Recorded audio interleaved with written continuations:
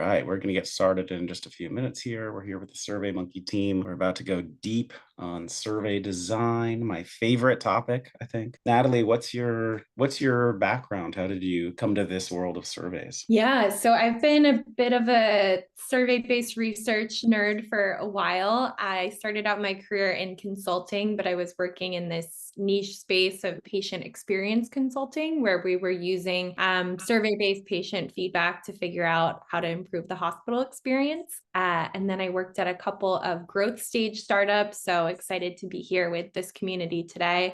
There I was doing a lot of market research by myself, wearing a ton of different hats, and using the SurveyMonkey product in particular. And that's part of what brought me to SurveyMonkey, where I'm a product marketing manager on the team. Well, for anyone who doesn't know, I actually was a SurveyMonkey ambassador at one point. So my history with my SurveyMonkey history is deep and I love it. I was in a former life, I was the head of analytics and insights for a company called Just Egg. It was a lot of fun because I came from big food and I was a psych major. And when I got there, I just realized they weren't getting any data from their consumers. They couldn't use it to make product decisions or even tell the story at that point of why plant-based was top of mind for everybody. And so the first thing I had done was hire an external agency to run a survey for like $50,000 because, food tech funding.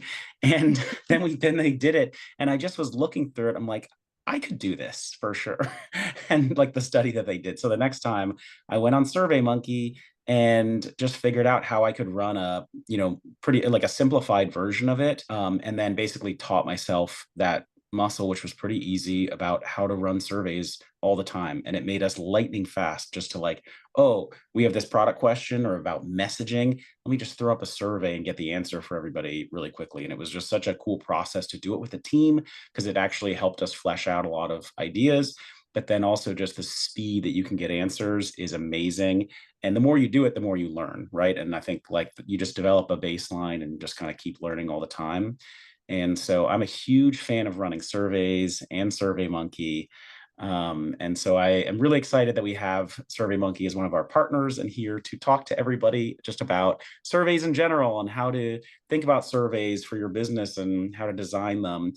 Because ultimately, the most, honestly, for me as a kind of sales oriented person, the most useful thing for me was then going to the meetings and I could never be stumped with a question because the customer would ask it, the retailer, and I would have the survey data. I'm like, actually, I surveyed 300 Walmart consumers, from your store. And here's why they shop your set, and here's what they don't get, and here's why they buy it, and here's when they drink it, and all this stuff. So I'm a huge fan. So Natalie, sorry to hype you up incessantly, but take it away.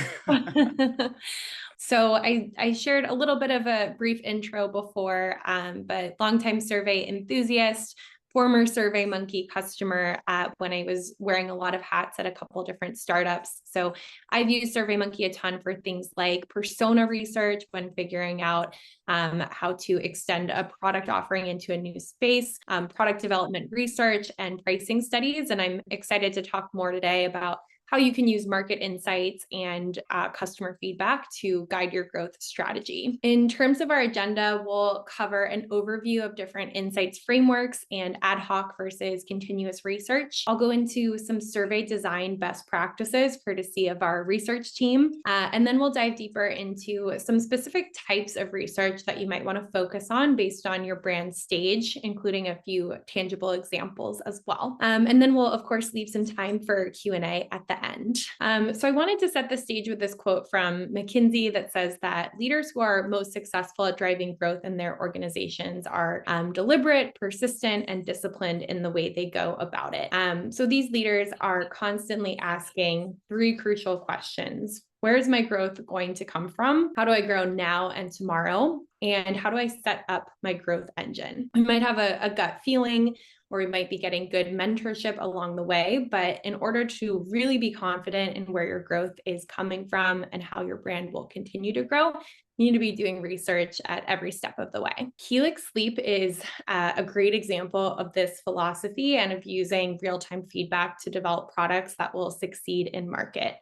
Their insights team wanted to understand the sleeping habits of New Yorkers and Angelenos, because that's where many early adopters of new e-commerce products live. But they also recognize the need to reach a broader audience to avoid a common strategic mistake of assuming that your early adopters represent your broader market. So they were able to do some quick research with SurveyMonkey audience to see if a new idea for a pillow would land with their target market. And by doing that quick iterative research, they were able to cut their product development cycle time in half. So as a startup, being able to do it themselves and have that kind of rapid time to insights was a huge win for them. So the type of research that 𝘆cie was doing could be done ad hoc as questions come up, as well as continuous, always on research. Ad hoc research is fantastic. I think it's what a lot of you might be doing already. It's flexible and it can be highly specific based on a question that you're trying to answer on a given day. But it can also feel a little bit chaotic, particularly if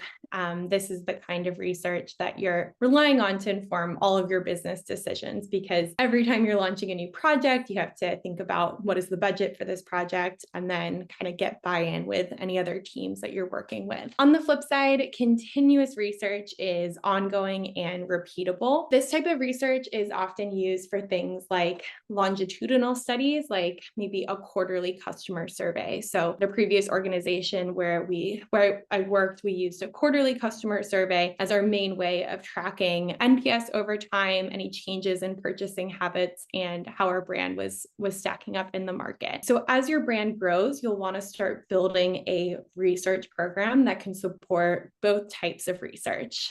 So that way you have the flexibility to run iterative research as different things come up while maintaining a steady baseline read on your brand's health and on the overall market. And maybe I'll just add, this is basically what I was doing. I think when I figured out how to use SurveyMonkey, I was doing ad hoc stuff based on some immediate stuff that we needed. But then we actually, you mentioned NPS, so Net Promoter Score, one of the most standard metrics out there. We then just started developing surveys that we could run, I think quarterly, just on brand awareness, because it was getting big enough where we wanted to have a read on it and be able to measure marketing and stuff, and a bunch of other questions. So definitely went from the left one over to the right one over time, which was great. Yeah, and I think quarterly tends to be a good cadence for a lot of organizations. It can be more frequent, but it's always that right balance of I don't want to over survey my customers, and then I also want to make sure I have enough time internally to really dig into the data and figure out what I'm going to be able to action on. So I think quarterly is a great place to start.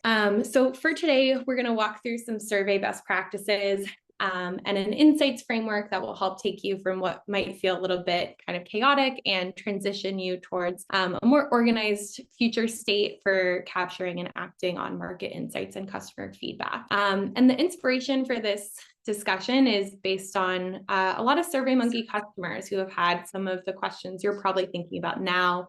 So how do I design and launch my project? What research should I prioritize and in what order? And then how much budget should I be allocating to research as well? For the sake of today's discussion, we'll talk about two stages of brands, those that are just starting out and establishing their brand, and those that are now in the growth stage. If you're just starting out, you are probably spread pretty thin. Your team and budget might be small and no one is directly accountable for a research program, but you might be working with a lot of different teams that are using this data to inform their decisions.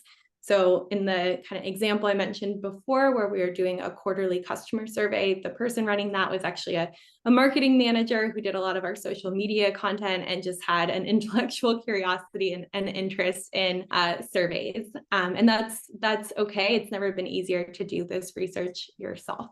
So this type of research can help you understand the market you're entering, your competitors. It can give you a better understanding of your target audience. It can help you establish some baseline brand health metrics, and it can inform your initial product innovation strategy. At the growth stage, it's all about using research to guide innovation and strategy as you get more established in your category. Research can help you optimize pricing and go-to-market strategy. It It can help you test ideas before investing. It can help you prioritize your brand health and gain share over the competition. And then, of course, along the way, you'll want to be leveraging customer feedback as much as possible and incorporating those learnings as well. So it sounds like this will be the point where you get to kind of nerd out over survey design stuff. And before we get into some of these frameworks, I wanted to just cover a few best practices for designing a survey.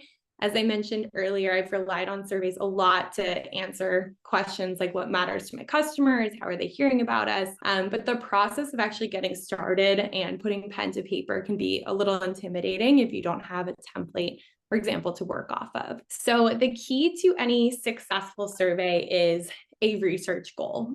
You never want to get started without having this really crystallized. So it's important to first know how the data will be used. And as you're answering this question, you can think about who needs this data. Is it for the product department? Is it for our marketers? And then why do we need this data? Once you know how you'll be using your data, you can then clearly define the goal of your survey. So this is the, what do we want to be able to understand after the survey is complete? And then this last step is one that sometimes gets skipped over, but it's absolutely essential. And that's considering the subtopics of your goal.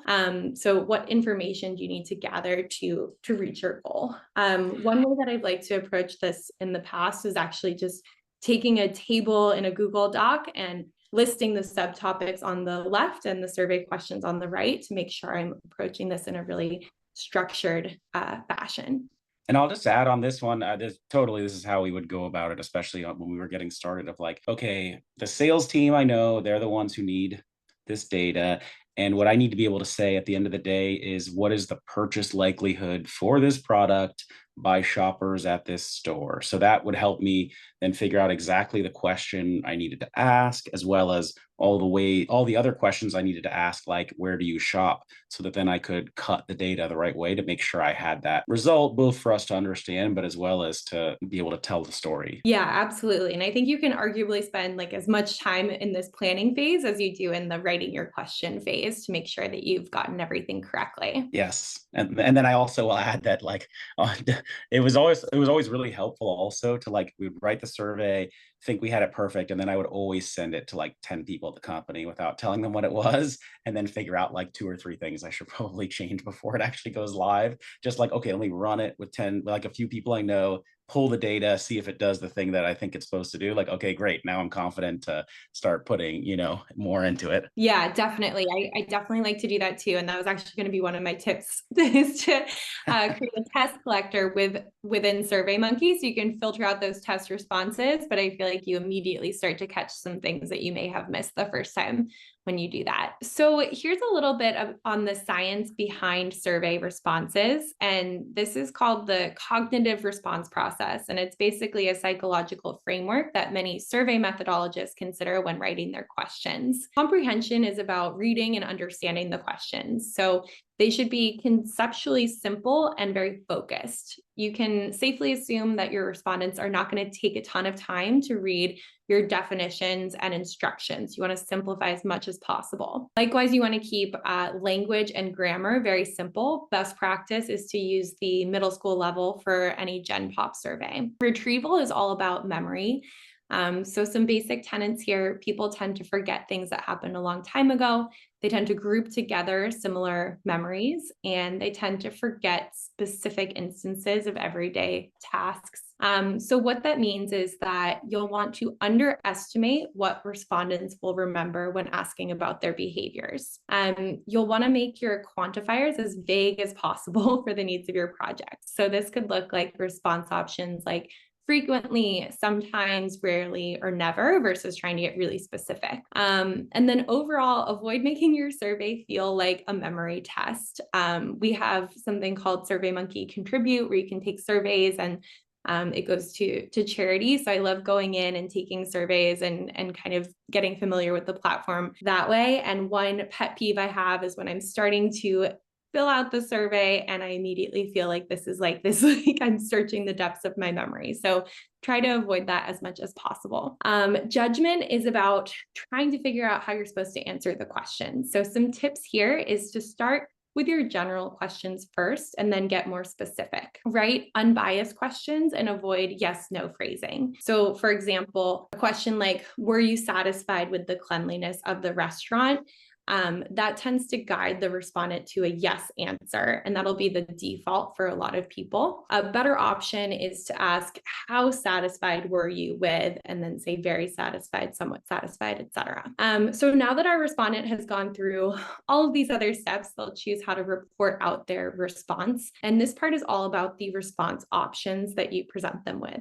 So keep in mind that the scale itself, meaning the numbers and the words that you choose, can affect answers. Try to use verbal labels where possible instead of numeric. And then if you are including numeric questions like how many hours a day do you spend online shopping, try to go open-ended if possible. And that the numeric thing, I guess, probably also applies if you're like, rather than saying on a scale of 1 to 5, how much do you like this? Maybe on a like how much do you like this? A scale of I really dislike this to I really like this. Yeah, I think that's always helpful. So that way your respondent knows, what is actually the difference between a 3 and a 4, and a verbal label can make that a little bit more clear. So the cognitive steps that I outlined aren't always linear. And in addition to moving back and forth between steps, some respondents will jump right from comprehension to reporting. And this is a phenomenon known as satisficing. And it's a big problem, especially among survey panelists who might take a lot of surveys every day and they have an incentive to rush through the survey. A key indicator of satisficing is speeding or taking a relatively short time to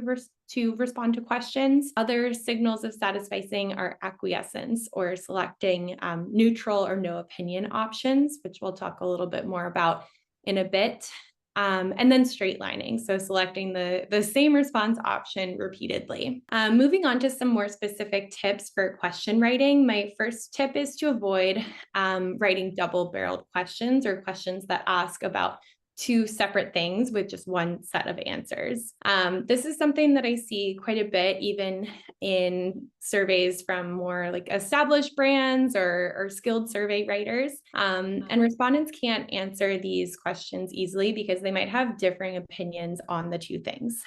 So here you can see that the best practice is to ask these as 2 separate questions. That way you'll be able to assess in your data, getting daily news and accessing popular media independently from each other. Another tip is to use mutually exhaustive and collective, or mutually exclusive and collectively exhaustive answer options. In the what not to do example on the left, we can see that there's an overlap of 3 hours and 6 hours, and there's no option for more than 12 or less than 1. So I mentioned to watch out for don't know or neutral options because of the satisficing tendency, but it's important to give your respondents a way to say that none of the answer options apply to them if that is a possible scenario. So imagine as you're writing questions that you're requiring all respondents to answer the question before they can move forward in the survey. And then think about, would everyone be able to respond with a truthful answer? If not, that's definitely going to mess up your data. And you mentioned this a bit, so a great way to collect or to check for these types of errors is to just send out your survey to a bunch of your colleagues and have them fill it out.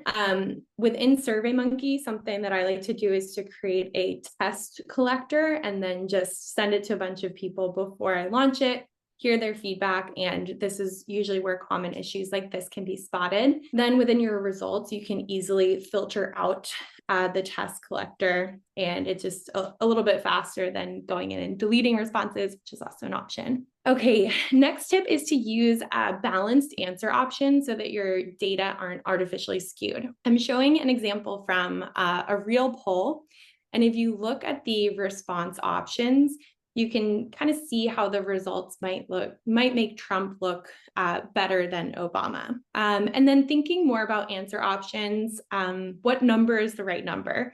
Usually 3 to 5 categories is good. 2 is often too few.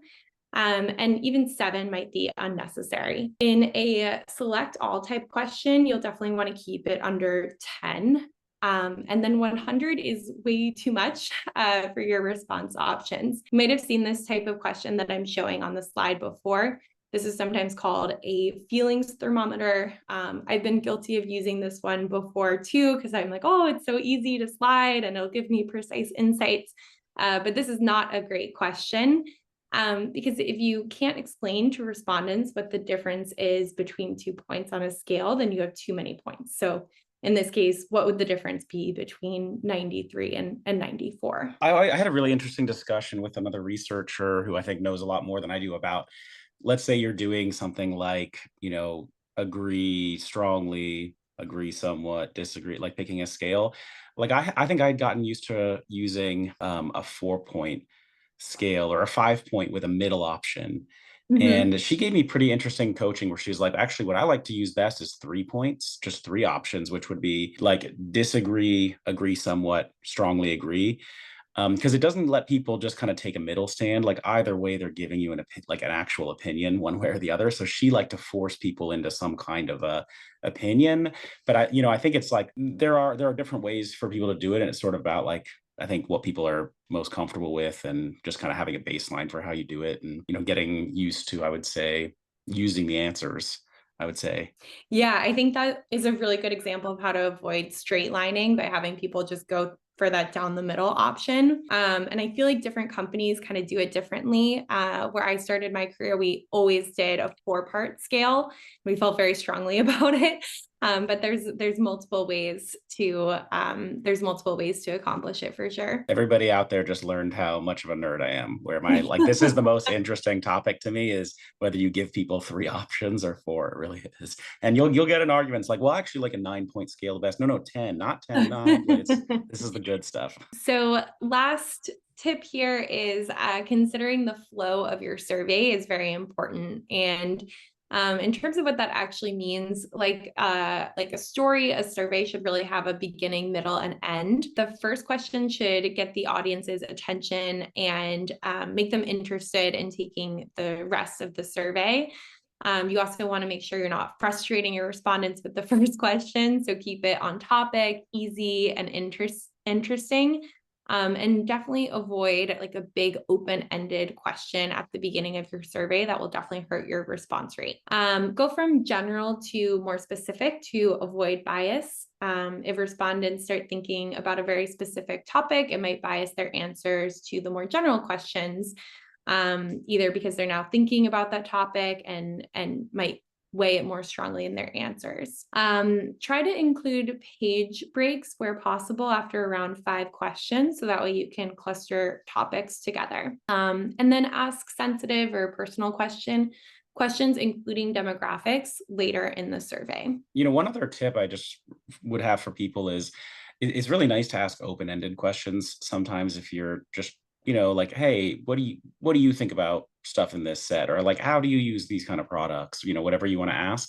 I found it really useful to put a minimum character response on there because, yeah, like you said, yeah, I mean, you might have people taking it for charity or however they take the surveys. And, I think you do get really consistent data from them. So it's definitely really valid for survey purposes, but they might speed through those responses if you don't have some kind of a limit on there. So yeah, I liked to put in there's a minimum character limit of 20 characters or something like that, just to make sure that they're actually going to like type something.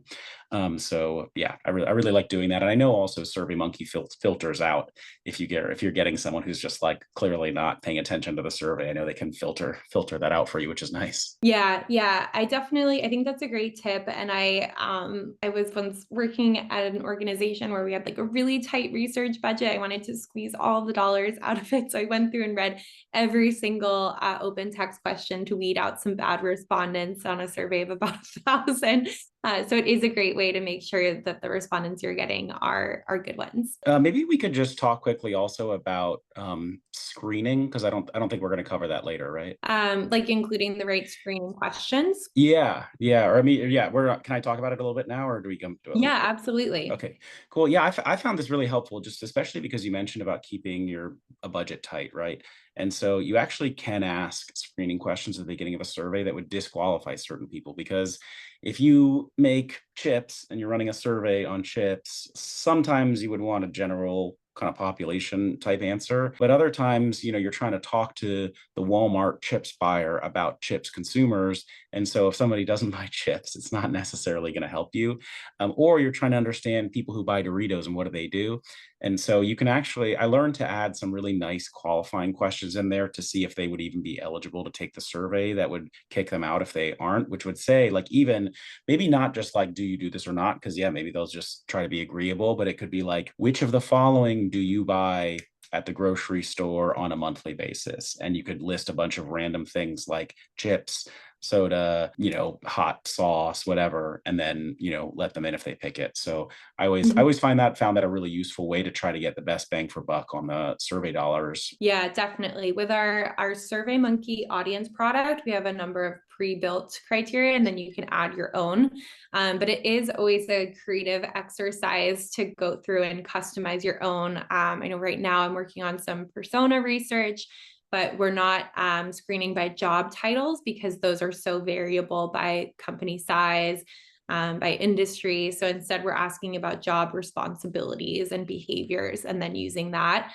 So screening criteria are super important, and definitely something that you'll want to kind of run by a couple of folks on your team too, to make sure you have the right ones. Yeah, and there were some good pre-built audiences that you guys had. I know when I used running my last surveys that were like, there was even one for Whole Foods shoppers, I think back then. And yeah, personas like you're talking about. And by the way, in case anyone's like handwriting all this stuff, we will send around the recording just for this, so you'll have access to this later. Awesome. So now that we've covered some survey design best practices, I want to turn back to the insights frameworks that I mentioned earlier, because the types of research you'll want to prioritize will vary based on the stage of growth your company is in. So we've compiled some learnings from decades now of experience working with customers, and we've come up with insights frameworks that you can use to help build and grow your research program. So the first is early stage brands, and these are the different types of research you might consider at this stage. So here your focus is on exploring your market, your competitors, and learning as much as possible about your target customers. This is where research centered on market insights will be invaluable. Entering a market means you'll want to consider some foundational research like market sizing and competitive intelligence. As you move along this spectrum towards the innovation category, you'll be thinking about, how do I develop and launch the best products and build a brand that my customers will love? Launching a new product should be informed through research before investing, of course, and idea screening and concept testing can help you pressure test ideas, which will of course give you buy-in with other teams and confidence that you're investing in the right thing. And it'll give you some data that you can take to meetings to help guide decisions as well. You can also do research to understand what product features are most important to customers, and things like pricing sensitivity can give you a sense of the range of what they're willing to pay. If you started to invest more in marketing and advertising spend, you'll want to make sure that you're pressure testing your creative ideas before you invest in them. So you can test everything from a new logo to messaging to the design of your homepage, and that'll make sure that your concepts actually resonate with your target audience before you invest a ton of dollars into them. I've probably run every single one of these, by the way, like, trying to understand like a new market or category pre-launch, and just like, okay, so I ran an energy drink company, and I had never had an energy drink before we were launching. And so like, I would definitely do some of that research in person, just asking people who are drinking that, like, hey, why do you choose that? What do you think's in it? Where you find some really interesting stuff. Like I remember seeing somebody drinking a Red Bull, and I was like, why do you drink it? They're like, well, to give me, a boost. And I was like, what do you think the ingredient is in it that does that? They're like, well, I don't know. Maybe is it sugar? I'm like, okay. They like didn't even say caffeine, which was so interesting to me.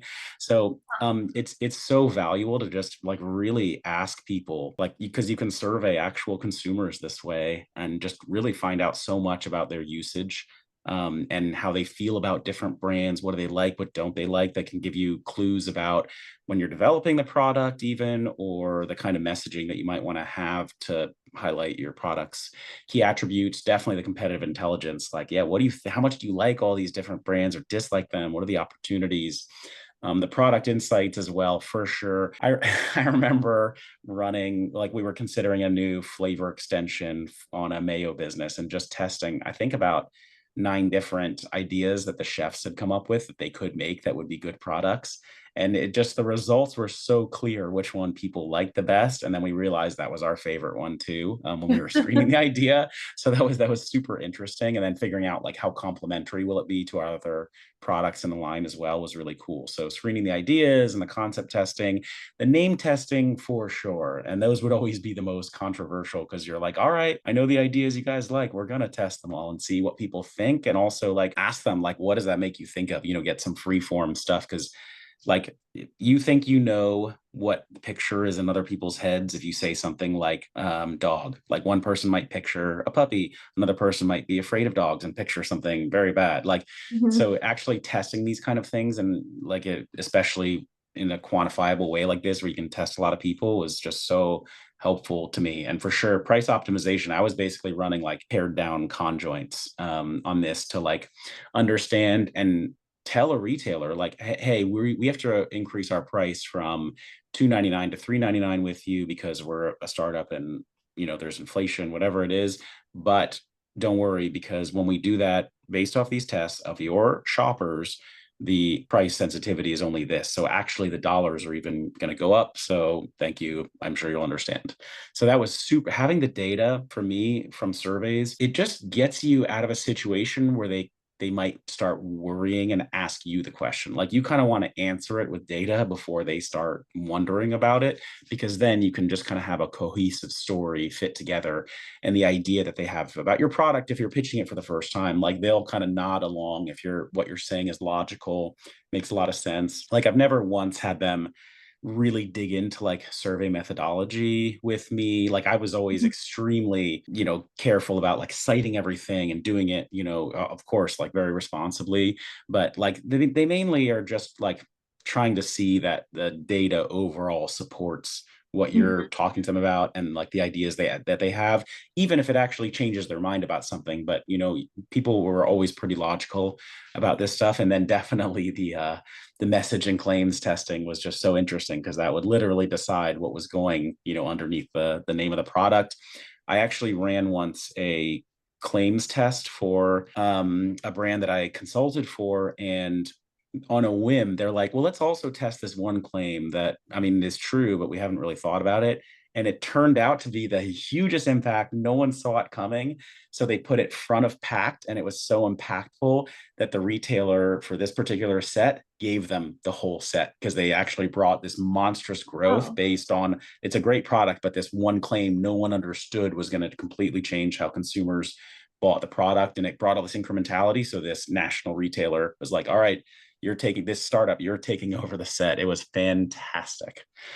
So anyways, very, very excited about all these kinds of studies. Yeah, I love that you've literally done the full spectrum of things here. And I think the point you made at the beginning too about like starting out just with some customer interviews is a great one. Because I think if you're not totally sure what to ask on your survey, step one can be having a bunch of those sort of free-forming questions and then figuring out what are the unanswered questions or what are the hypotheses that I have based on those conversations that I now want to get more quantitative data around through my surveys. I like that. So like, yeah, if I'm trying to ask like, why do you buy this energy drink? Like, I won't even know what options to put on there for people unless I've had some of those Especially if you're a conversations. Yeah, like non-energy drink person. You wouldn't think for the taste, but people do get used to it and then even love it. Yeah. Cool. Well, for those of you who are maybe newer to some of these different research methods, I wanted to make this a little bit more tangible and share an example of using max diff analysis. This is a really good option when you know that you can't deliver on everything that your audience wants, or if you have like a suspicion that everything is going to be a top priority. And you need to arrive at kind of a hierarchy of preferences. So the way that this works is repeatedly asking respondents to choose the best and worst option. And then each time certain options are chosen, a new set of options pop up based on those choices. So in this way, max-diff analysis is a trade-offs research technique used to quantify preferences, and the overall results are then analyzed and given a performance score. So we have a built-in max-diff analysis solution within SurveyMonkey now. It might not have been around when you were doing some of this research earlier, but you can also approach it in more of kind of a DIY way. So max-diff is commonly used when launching a new product, figuring out how to improve customer experiences, like in this example, or even by HR teams for things like prioritizing the right set of employee benefits. And then here's another example of research at an early stage brand in action. Kajabi offers a toolkit that empowers its users to create and market their content to people who want to learn more about their area of expertise. Its platform helps its target audience, who are primarily digital creators, to package their knowledge into online courses, coaching programs, podcasts, and membership sites. The product marketing manager at Kajabi knew the company needed to better understand how its products kind of stacked up in the competitive landscape, but they didn't have any internal market research expertise, and they also needed to address growing demand for insights from other departments across the company. Kajabi used SurveyMonkey to better understand how their products stacked up in the marketplace. It launched a series of market research studies to better understand their target audience of digital creators. A usage and attitude study helped uncover customer purchase drivers and motivations, and Kajabi was able to use the findings from this study to create really specific user personas that then informed their brand and marketing growth. So next up is growth stage brands, and you'll see that the same types of research programs that we saw before apply here, plus an added emphasis on brand insights. Continuing to innovate and build on your momentum is key at this stage. So you'll want to use research to test products and concepts pre-launch. Also think about using research to optimize messages and claims, as we talked a little bit about as you work on your go-to-market strategy. At this stage, you're also probably starting to invest more budget in marketing and advertising campaigns. So doing pre-campaign creative tests will show you which creative concepts and ads will perform the best with your target audience. This is also a good time to get an initial read on your brand health. A quick brand pulse survey, I have an example of this to show in a sec, will help understand kind of awareness and brand perceptions in market.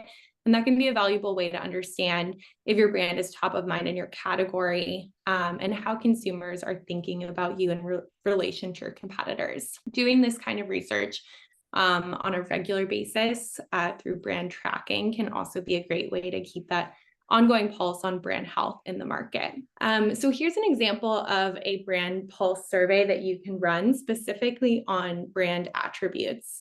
And we have a bunch of these types of templates within SurveyMonkey. So this is just kind of a screenshot of what that looks like. So we'll define brand attributes to mean the associations that people have with a product in its overall category, and the association that people have with particular brands, including yours. So let's say that peanut butter is our brand category. It could also be energy drinks. So in that general category of peanut butter, you'll be thinking about what types of associations people have.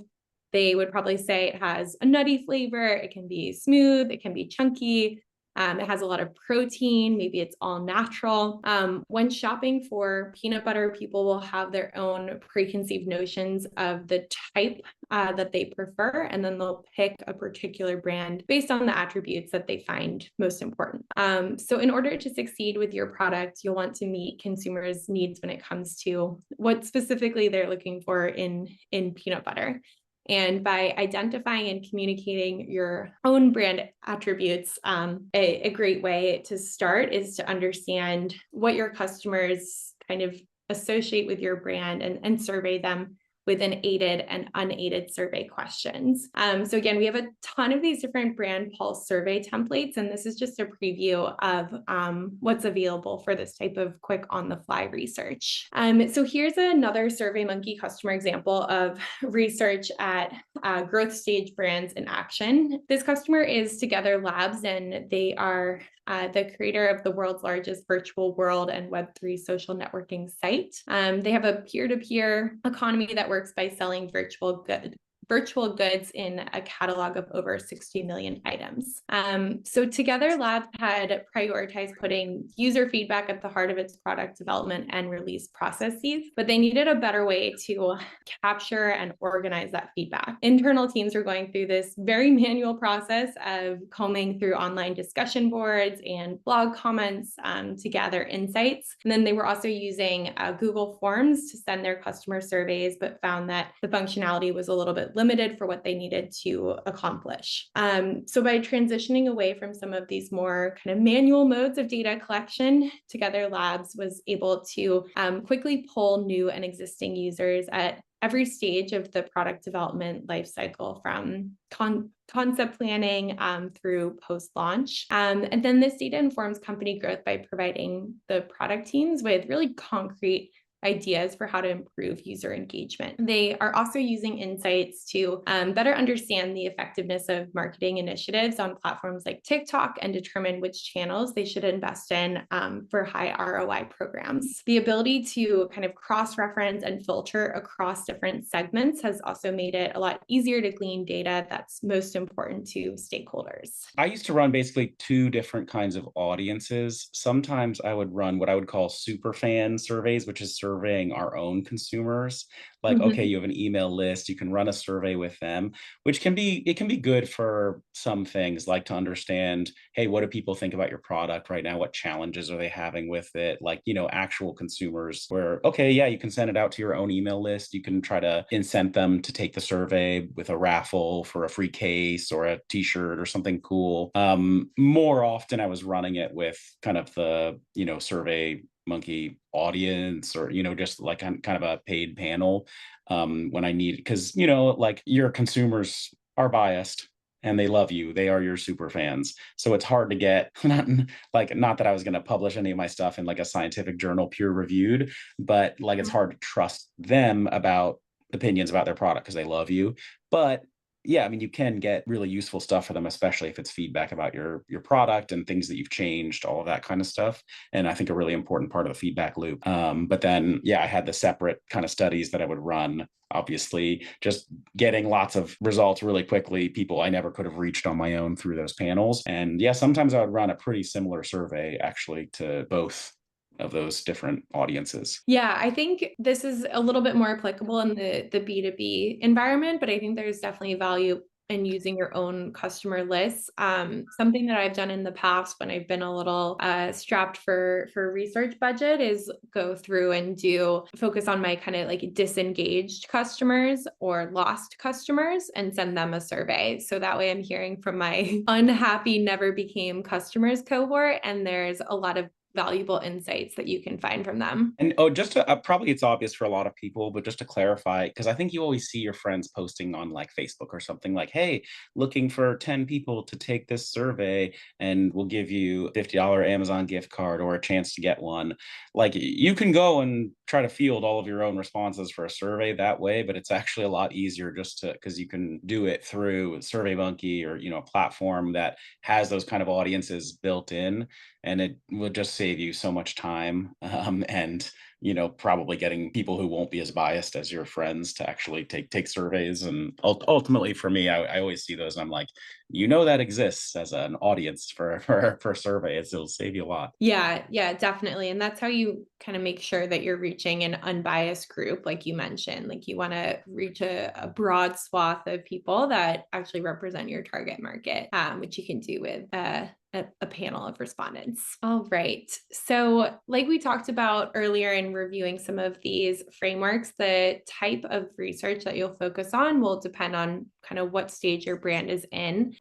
So I'll preface this by saying this is more of a sliding scale, but a good rule of thumb is dedicating about 10 to 20% of overall research budgets to market insights research, like usage and attitudes or segmentation. And then as your brand grows, you might consider increasing the amount you spend on your brand insights in particular. So for early stage brands, this could mean dedicating about 10 to 20% of your research budget to brand and competitive research.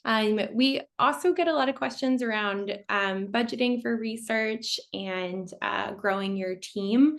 So these are just kind of ballpark numbers. This will look a little different for each organization, but a ballpark for early stage brands is to think about 5% of overall marketing budget or overall team budget. And then at the growth stage, this is where you might be introducing your first insights hire. You might have a small dedicated insights team, or it could just be some cross-functional kind of accountable parties for research. So maybe that's someone in marketing who does market research and someone in product who is accountable for market research. Here you might think about expanding your scope as well and dedicating about 5 to 10% of your marketing budget to research. So we covered a lot of ground in this presentation, and I wanted to share a quick recap.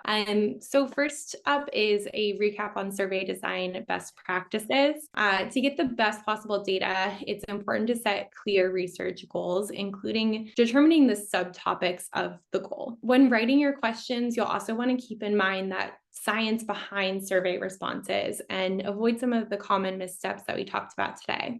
Consider the overall survey flow as well. So your survey should really have a beginning, middle, and end. I've also included even more design tips for quick reference on this slide, including things like trying not to exceed 25 total questions, including page breaks every 5 or 10 questions to group similar topics together. And then beginning your survey with a close-ended question, because starting with an open-ended question will reduce your completion rate significantly. And then if you're in the early stages of your brand growth, you'll be using research to strategically enter the market, establish your brand, and inform your first product launches. Allocate a small portion of your marketing or overall budget to ad hoc research. Make sure there's an accountable party or a group of stakeholders from different teams, like in product or marketing, that are responsible for insights. At this stage, as we talked about a bit today, you need to act fast and be scrappy, but the good news is doing your own market research has never been easier or more accessible with online platforms like I'm biased, but of course SurveyMonkey. If you're using a platform like SurveyMonkey, a quick plug here that we have purpose-built solutions for many of the types of market research that we talked about today. We also have survey templates and forms so that you can get started quickly. And we leverage AI and machine learning to be able to surface insights for you, score your surveys, and point out survey design changes you might consider. And we even have something called Build with AI, which is very fun to play around with. You can enter a prompt and then it will generate a survey for you. At the growth stage, you'll be using research to guide decision-making and innovation. So here you've built some brand momentum and awareness, and you'll want to make sure you're starting to track brand health metrics and focus on building brand growth while also using that ad hoc research to answer questions that come up on the fly. This is a great time to consider making your first insights hire to make sure there's someone who's internally moving your research program forward, or at least a couple folks that are passionate researchers that can help drive initiatives across your business. So that is everything that I had for today. I'll pause here and see if any questions came through in the chat. Yes, we have a couple questions, and just a couple things I wanted to add also, which is, it's pretty cool once you start doing a couple surveys to like get a baseline, because you'll ask these questions and you're like, how much do you agree? So that then you can start seeing not just like, oh, okay, 60% of people agreed, but like over multiple surveys, right? And then you just start understanding like, okay, here's my baseline from the first survey. Oh, the second survey, wow, that looks like really different from that one. So I love the idea of just making this a routine, like a practice that you do, so that it becomes even more valuable and you know how to interpret the results even better. And then I also just want to mention there's another resource for you guys we have on the podcast, a consumer researcher. So one of the episodes on the podcast is basically just about doing kind of like more qualitative stuff, but we talk through how to ask some kind of questions that will help you guys in your survey design. So that one's with Sarah Shore. I think it was about 10 episodes ago. So definitely check that one out. So then coming to some of the Q&A that came up, the first one is from 𝘆cie𝘂'𝗹𝗹, who asks, for open-ended responses, it's hard to type and people skip, like, couldn't it just be done over voice, basically?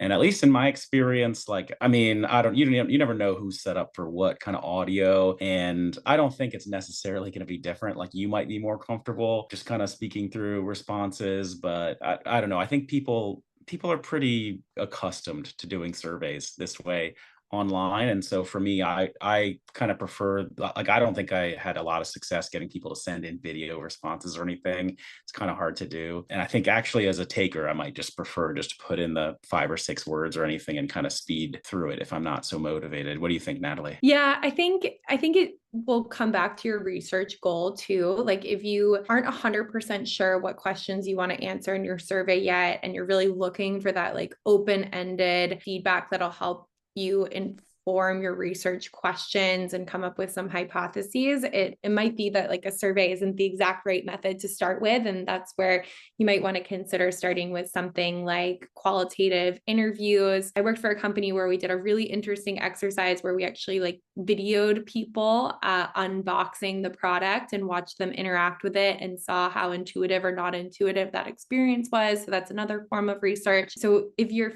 feeling as though it's critical that people type out really, really, really long responses, it might be worth starting with qualitative research first before you get into your survey as well. Yes, excellent. Okay, and then there are a few questions around kind of like audience and how to choose. And so somebody asked, can you talk about best practices for choosing the targeted audience, paid versus general for like obviously a company on a budget? And I'll say, like, there are a couple options out there, right? Like we mentioned, okay, like you want the free version of going and getting your customers or your friends, but that's going to be hard to do at scale, and it's going to take a lot of your time if you're going around asking people to do stuff, and that's not, you can't make that a consistent practice. And then there's obviously the SurveyMonkey audience that you guys have, that especially when you get consistent with it, you'll learn how to get the baselines. And I really believe in the power of surveys, and I think just the confidence that I have in survey data overall is very high. It's like, it's pretty amazing if you run like a certain number of responses and then double the number of the responses, like how tight the answers stay. And I think it's important, especially if you're making product decisions, to look for statistical significance. And that's easy to do. You can use an online calculator and say, I got 50 responses and the answer was this versus this one. Is that statistically significant? And it'll say yes or no, or how close you are. And so, you may not have the money to get there on every single little question, because sometimes the difference, honestly, sometimes not having a statistically significant answer is actually an answer in itself. You're like, well, I ran it with so many people and we didn't see it, so I guess it's not the thing I thought it was. Or, but I really believe in the internal consistency of survey data, and that it is a quantified surveys, quantitative responses just are really important, that it works, from my perspective. And so in terms of the audiences, like the SurveyMonkey audience is, it's a lot of people doing it for like things like charities. And so I mentioned the baseline just because in my experience, you might actually find a different baseline for them versus like people who are getting paid differently to take surveys. But I think as long as you just like pick whichever audience you want to use and stay consistent on it, and then you're going to be internally consistent with the data you use. And just to be specific about that, like if you say, how much do you like my product, people who are doing it for charity might be like, hooray, and I just love charity and I'm feeling great. And people who are getting paid might be like, well, I'm getting paid no matter what, and I have a different baseline. So like, I wouldn't be surprised if you run it both ways, you'll see little differences in the answers. But I think, the consistency for me is what's important. And there are differences in pricing to do that stuff. So yeah, I agree. I think it introduces a lot of risk if you are just focused on your customer base or on the audience that is immediately available to you, because again, it might not be representative of the audience that you're trying to reach, and there's all kinds of bias. So of course you want to use both, like you want that continuous customer feedback, but it's also important for any bigger product decisions, bigger investments, bigger marketing campaigns to try and make sure that you're tapping into a representative panel where possible. One person asked at the beginning, someone mentioned how fast and agile using SurveyMonkey is. Do you have the ability to get results in hours, not days? And how agile is it truly? And I will tell you, yes, you're going to get the answer very fast. I mean, you basically design the survey and you hit go and the thing starts. And so like, you put in how many responses you went. Again, I encourage you to just test, like Natalie was saying first, like even send yourself the survey, like go get a cup of coffee, come back and take your own survey. You're going to learn something from that.